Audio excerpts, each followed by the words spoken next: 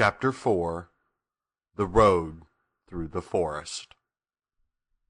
After a few hours the road began to be rough, and the walking grew so difficult that the Scarecrow often stumbled over the yellow bricks, which were here very uneven. Sometimes, indeed, they were broken or missing altogether, leaving holes that Toto jumped across and Dorothy walked around.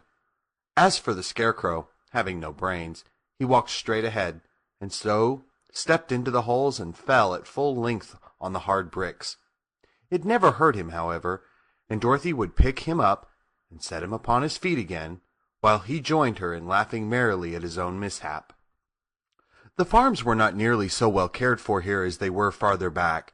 There were fewer houses and fewer fruit trees, and the farther they went, the more dismal and lonesome the country became. At noon they sat down by the roadside, near a little brook, and Dorothy opened her basket and got out some bread. She offered a piece to the Scarecrow, but he refused.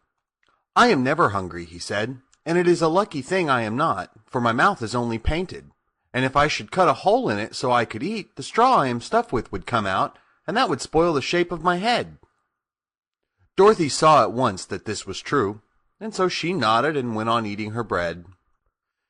"Tell me something about yourself and the country you came from," said the Scarecrow when she had finished her dinner.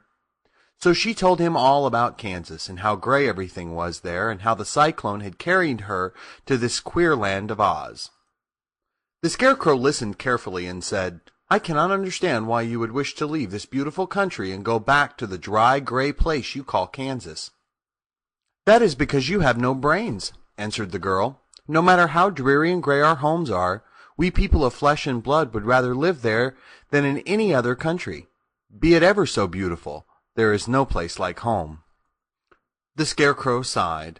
"Of course I cannot understand it," he said.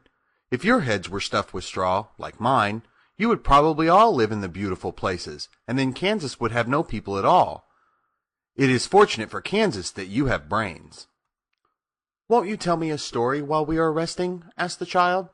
The Scarecrow looked at her reproachfully and answered, "My life has been so short that I really know nothing whatever. I was only made day before yesterday. What happened in the world before that time is all unknown to me. Luckily, when the farmer made my head, one of the first things he did was to paint my ears, so that I heard what was going on. There was another Munchkin with him, and the first thing I heard was the farmer saying, 'How do you like those ears?' 'They aren't straight,' answered the other. 'Never mind,' said the farmer. 'They are ears just the same,' which was true enough. 'Now I'll make the eyes,' said the farmer. So he painted my right eye, and as soon as it was finished I found myself looking at him and at everything around me with a great deal of curiosity, for this was my first glimpse of the world."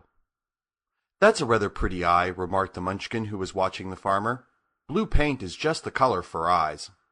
"I think I'll make the other a little bigger," said the farmer, and when the second eye was done I could see much better than before. Then he made my nose and my mouth, but I did not speak because at the time I didn't know what a mouth was for. I had the fun of watching them make my body and my arms and legs, and when they fastened on my head at last, I felt very proud, for I thought I was just as good a man as anyone.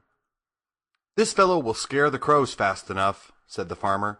"He looks just like a man." "Why, he is a man," said the other, and I quite agreed with him.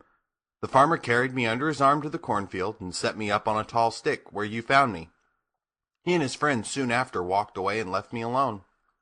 I did not like to be deserted this way, so I tried to walk after them, but my feet would not touch the ground, and I was forced to stay on that pole. It was a lonely life to lead, for I had nothing to think of, having been made such a short while before. Many crows and other birds flew into the cornfield, but as soon as they saw me they flew away again, thinking I was a Munchkin, and this pleased me and made me feel that I was quite an important person.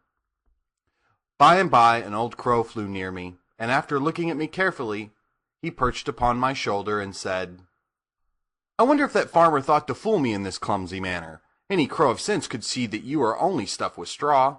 Then he hopped down at my feet and ate all the corn he wanted. The other birds, seeing he was not harmed by me, came to eat the corn too. So in a short time there was a great flock of them about me. I felt sad at this, for it showed I was not such a good Scarecrow after all.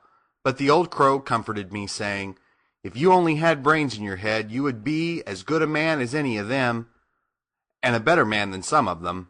Brains are the only things worth having in this world, no matter whether one is a crow or a man.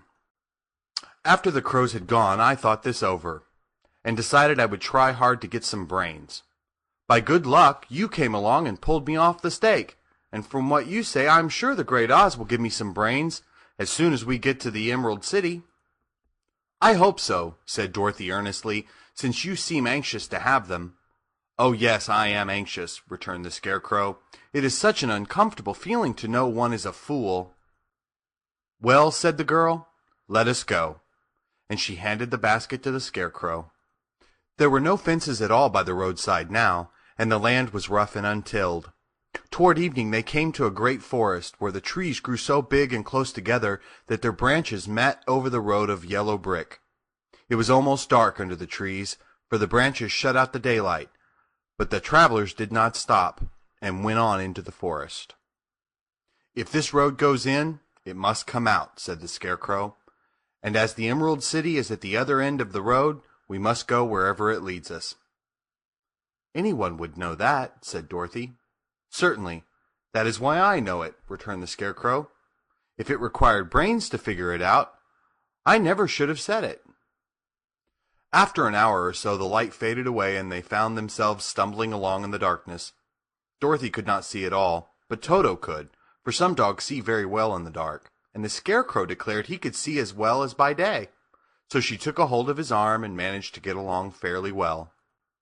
If you see any houses, or any place where we can pass the night, she said, you must tell me, for it is very uncomfortable walking in the dark. Soon after, the Scarecrow stopped. I see a little cottage at the right of us, he said, built of logs and branches. Shall we go there? Yes, indeed, answered the child. I am all tired out. So the Scarecrow led her through the trees until they reached the cottage, and Dorothy entered and found a bed of dried leaves in one corner. She lay down at once, and with Toto beside her soon fell into a sound sleep. The Scarecrow, who was never tired, stood up in another corner and waited patiently until morning came. End of Chapter 4.